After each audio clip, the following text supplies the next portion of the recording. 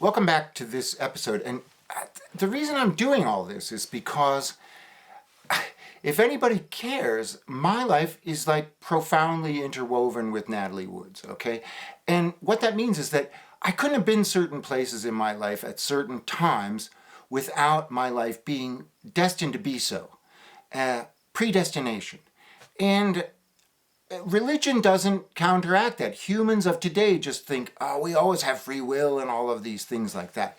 But we only really experience the free will of choosing. The choice is already made. I mean, believe it or not, whatever you choose is going to happen the way it's designed to happen. And I want to just show you this because I want to point out that something, let's say, if a movie was made way back in the 50s or 60s, or say even something like The X-Files was made during the 90s, and it's now in Meteor or whatever, and I choose to watch one of these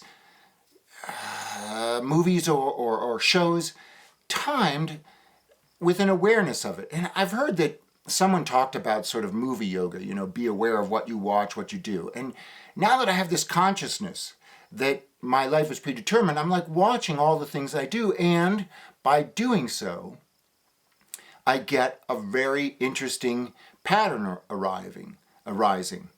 And it seems to be I know this sounds freaky and whatnot, but a communication from the spirit world to me, designed for me to have the cognition of this, to understand that the spirit world is real. So I'm putting all this on tape. You can watch it if you want, obviously. I don't have that many viewers, and I can speak very relaxed now after doing this for, 10 days or whatever, and just seeing, I'm really just talking to myself here. So it doesn't, I'm going to get it out there.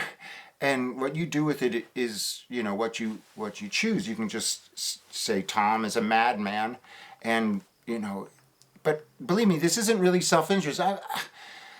It's a bit of effort to spend so much time trying to convey something that I think is profoundly important, even though I believe that nobody else does. So, anyway, here are some of these you might find to be a stretch, and I will quote George Carlin, who always used to say, yeah, people come up to me and they start telling me their story, and, he goes on and on about the aunt and, correcting himself and digressing and blah, blah, blah, and he goes, and all I kept thinking is, blow it out your ass, so you can, give me the blow it out your ass or the booyah if you want, but I'm going to throw these out there because it starts to amass for later episodes into something even more interesting. But here we go. So here's the story. Natalie Wood, family, they changed their name. Okay, they were immigrants, and Natalie Wood was the first generation born in America of that. Now with me, that is true with my father. My father came from Germany, but my mother is American. But here's the interesting thing. Here's a very freaky thing about my mother and my household as being similar to Natalie Wood's in a way that isn't really something that normal people have. So Natalie Wood had Russian parents, and Natalie Wood is fluent in Russian, or was in her living years fluent in Russia. And my mother, for whatever reason, the Cold War, whatever, she took Russian at Mount Holyoke College, which I spoke about in the episode about Rocky Marciano and the connections with my mother. So some of my earliest memories with my mother were the fact that, in New Jersey, when I was walking, toddling around the house, my mother would be blurting out various expressions in Russian. Pretty random, but my mother will confirm that, it's not something I just made up. But they changed, Natalie Wood's family changed their name from Zakharenko to Gurdin, a more Western name, I guess, and also not a name with Z because I guess her father said he was tired of being last in line. And it turns out my family actually had to change their name too, but they didn't change it at all, really, because the name Foose is spelled with a German letter called the SZ, and it looks like a big B to us, like an oversized B. And since we don't have that in the West, it's represented also in German as the double S. So instead of being on official documents like in Germany with the SZ, it was changed to the double S. But here's the interesting thing about the name Foose without the SZ. The Western version is Fuss, okay? And Fuss is really kind of an annoying name to have because it's mispronounced all the time and it has a very negative English meaning. And, making big fuss and all these things. So that's not like a positive. Whereas in the end, Natalie Wood had her name changed again. And this was done by, and I can look it up, Lewis and Getz from RKO Pictures. It's like a marketing thing. And I forget, they named her after somebody, in reference to somebody, but Wood is also a 4-letter name like Foose. And Wood has double vowel and Foose has a double consonant, so they both have double letters. But the interesting thing as opposites, and Foose is a real negative for me. But in the positive world of Natalie Wood, Wood is like a fantastic name. It's the tree of life. Wood is the thing that builds all our houses. Wood is the giver of oxygen. It is the product of trees. It's the milling. It's trees plus humans gets you wood. And as I mentioned before, the name Woodward keeps popping up. And Woodward was an actual profession in England. It was a forest keeper, so like a forest warden. When Natalie Wood was 4, her mother, for Natalie Wood's work, moved her down to Los Angeles because she saw the potential in Natalie Wood to make money as a childhood model and star and film star. And so they moved from San Francisco down to Los Angeles. Now, I was born in New Jersey, okay? And it's very funny, just the name New Jersey, in connected with the story where I said that I was told that I was the soul of the abortion of Steve McQueen and Natalie Wood. Being born in a place where you get a New Jersey, it feels like, I have like Thom Foose's jersey on. But I moved from New Jersey down to North Carolina. And LA and North Carolina probably have fairly similar climates, really hot most of the time. Might even be, it was that same sort of upbringing. And here's a very interesting thing that happened to me when we moved to North Carolina. The Greensboro was the center of school desegregation during this was 1969 when we moved there. So this is all part of the civil rights movement of the 60s. And so I went to school in 1st and 2nd grade at our local school. And then in 3rd and 4th grade, I went to Mount Zion School across town in Greensboro. Now, actually, Mount Zion School got shut down, and the bus desegregation led to centralization of a lot of the schools. So a lot of the neighborhood schools like Mount Zion got shut down. But here's the interesting thing that happened to me as a similar thing to Natalie Wood at Mount Zion. Natalie Wood was kept out of school. She was separated and had a tutor for several years. And she couldn't wait to get back to school. What happened to me at Mount Zion was kind of a freakish thing. I was actually one of the, if not the fastest student at blurting out answers in the class, to a point where I was like way ahead of a lot of the other kids. And it was a completely desegregated classroom, so I think it was probably like 40% or 45% white, and the rest black. And it was funny. My experience started out very positive. Like they recruited me to be Prince Charming for the play, and I was, and it was very embarrassing because I don't know, at such a young age, everybody oohed and awed when I had to kiss, Snow White and all of these things.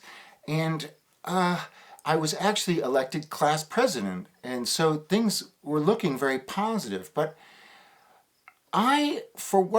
there was an incident at the end of third grade, or 3/4 of the way through the school year, where we were all drinking from the drinking fountain in the hall, and I went to turn the handle on the drinking fountain, and I reached a little too far and got the nut, and I noticed that the nut was loose.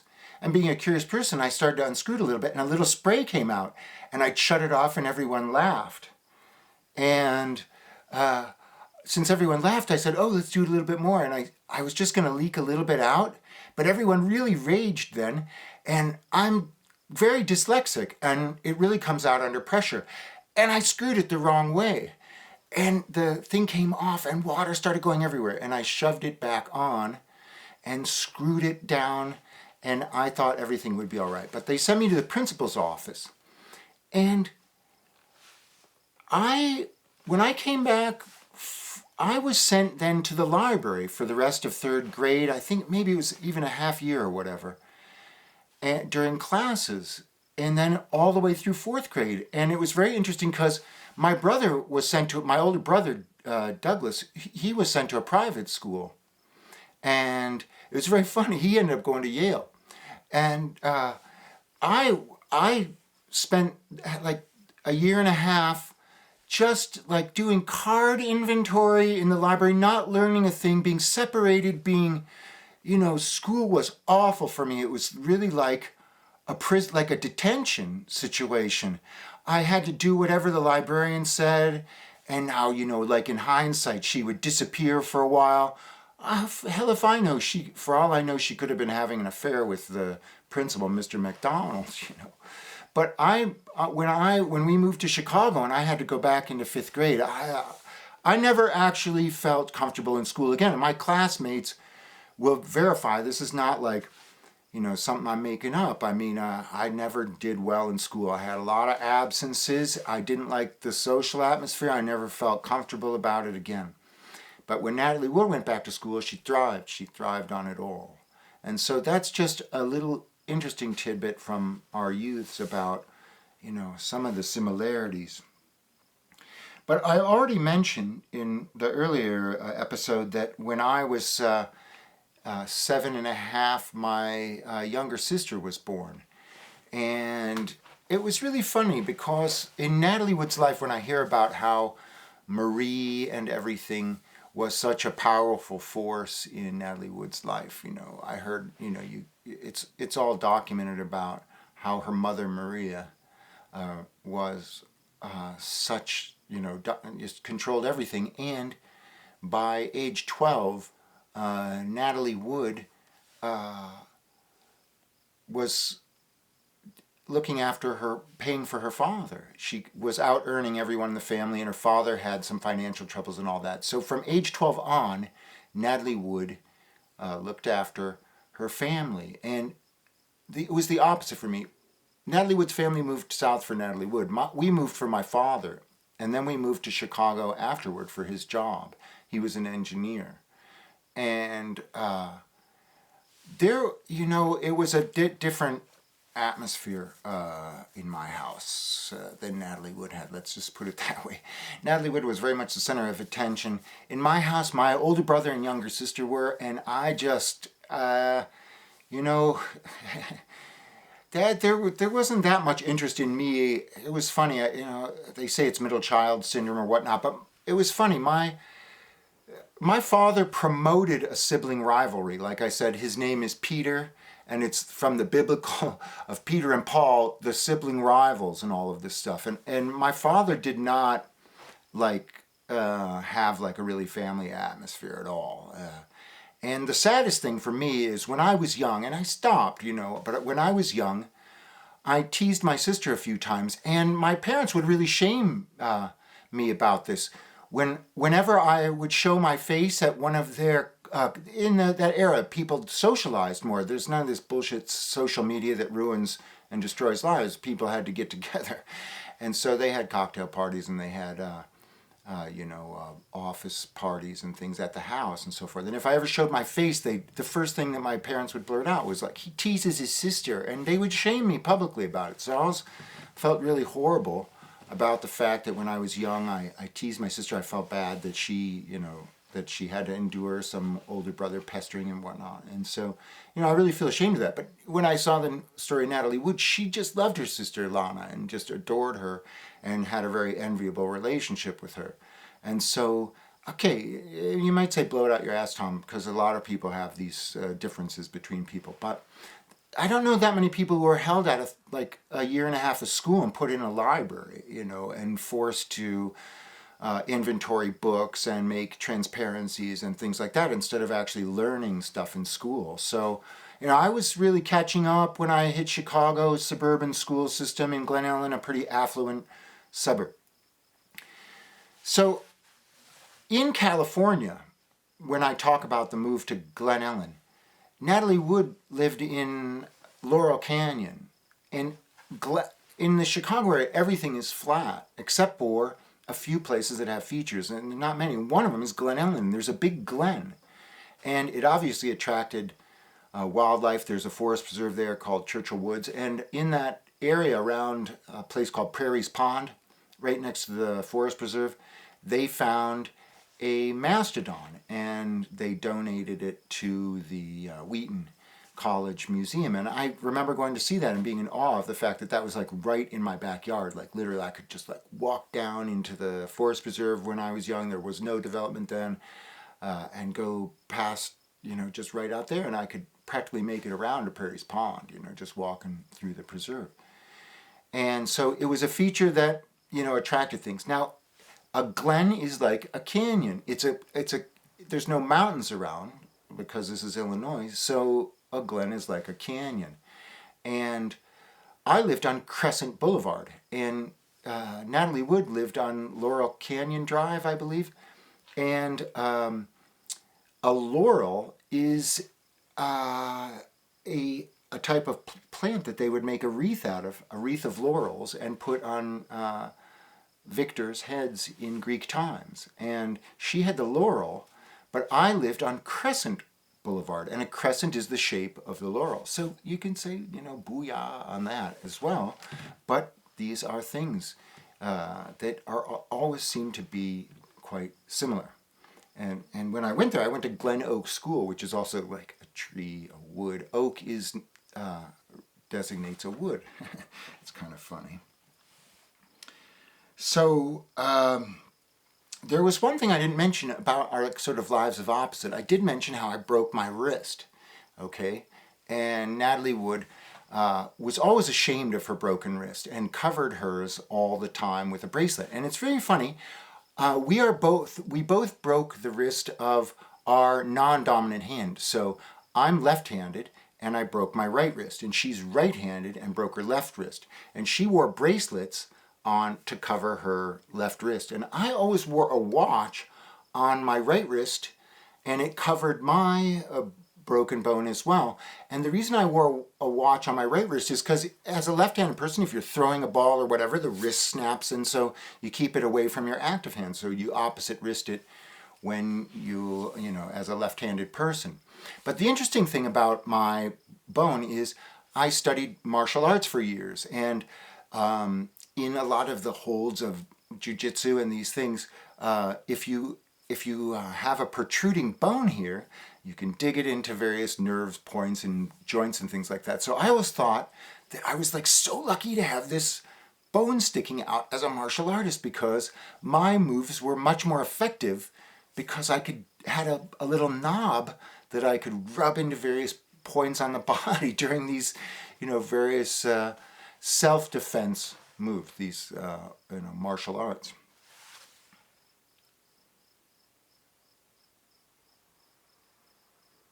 So I talked about how I had broken my wrist, and Natalie Wood's older sister was named Olga, who is very much like Olga, the name of Olga Korbut, very much synonymous with gymnastics.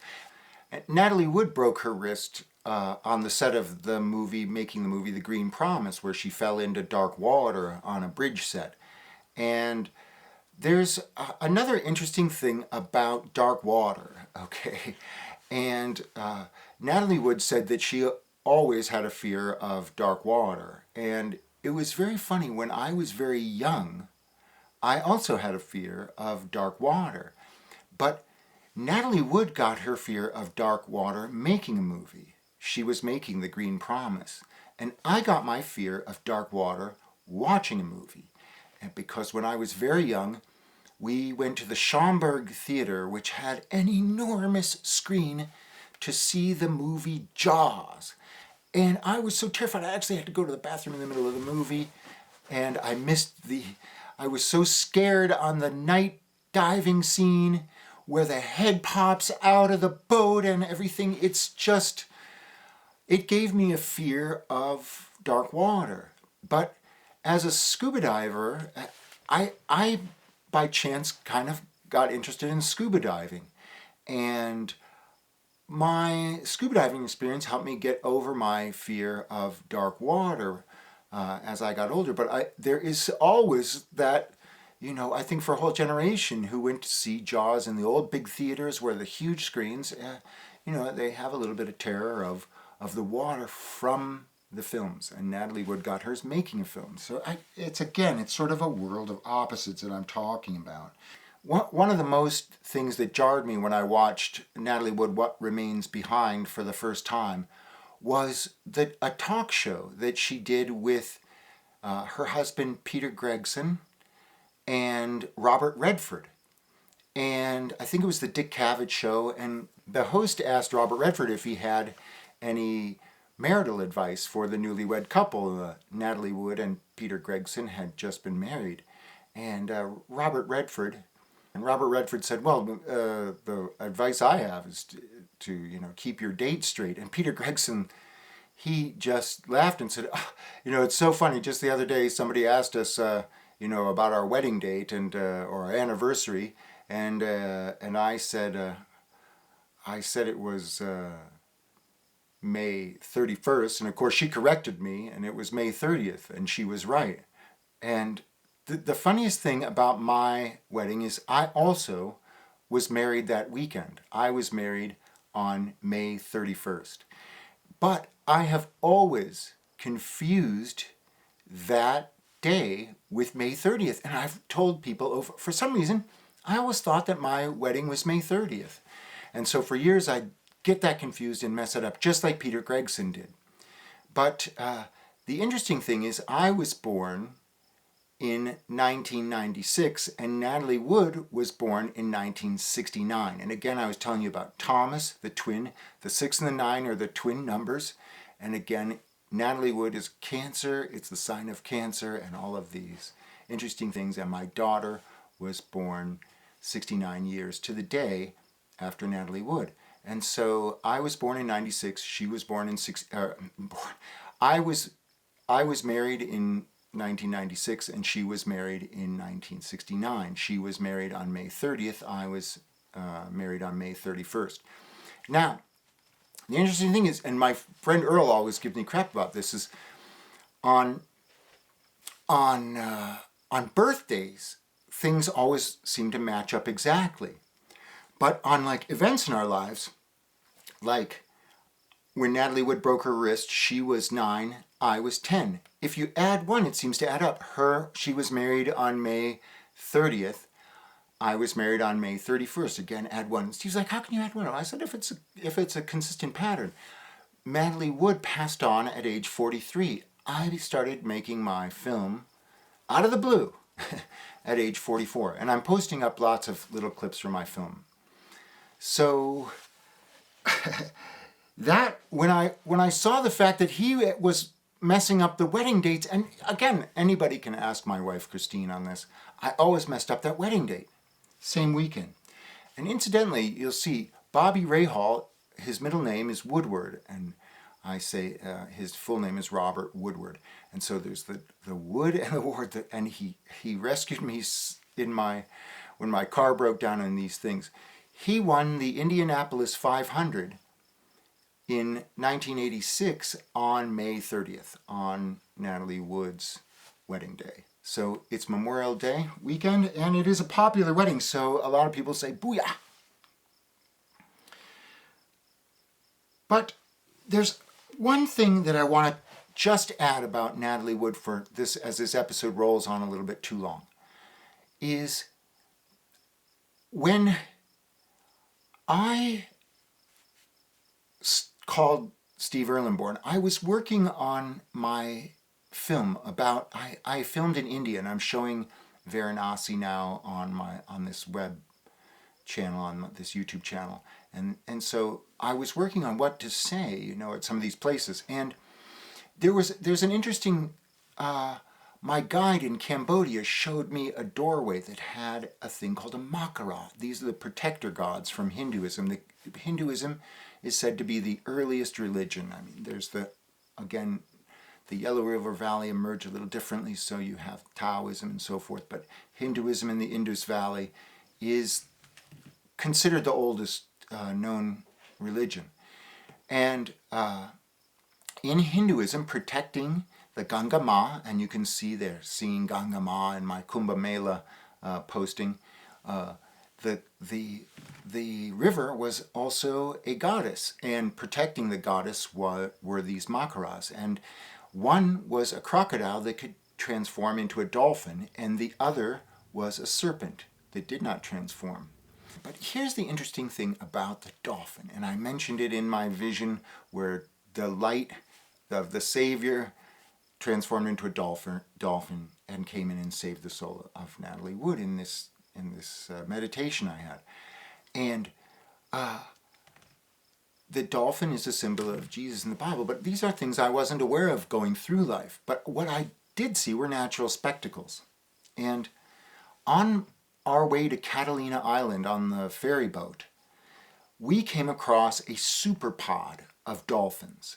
I mean, it must have been 10,000 dolphins stretching all the way to the horizon. And I've seen pods in South Africa that were enormous, but this pod was the biggest I've ever seen. It was just so many dolphins that it just blew my mind. And so my Catalina experience is really full of symbols and things. And in the next episode, I'm going to just talk about some more of those symbols, or in a future episode, considering the movie West Side Story. So if you're a movie buff and you like to hang on here, I'm going to start onto my channel. I'm going to start to discuss some of the movies that Steve McQueen and Natalie Wood made and how they have like a weird message in my life. And then I'm even going to talk about the X-Files a bit for X-Files fans, because after all this stuff happened, I knew nothing about paranormal stuff. I didn't know anything, and I just started watching some episodes of the X-Files, and like I said, everything I do is timed, and there became a really eerie timing with the X-Files and its creator and all these things. So those are future episodes. Thanks for tuning in now. Just highlighting some more of the similarities between Natalie Wood and me. So thank you for tuning in. See you next time.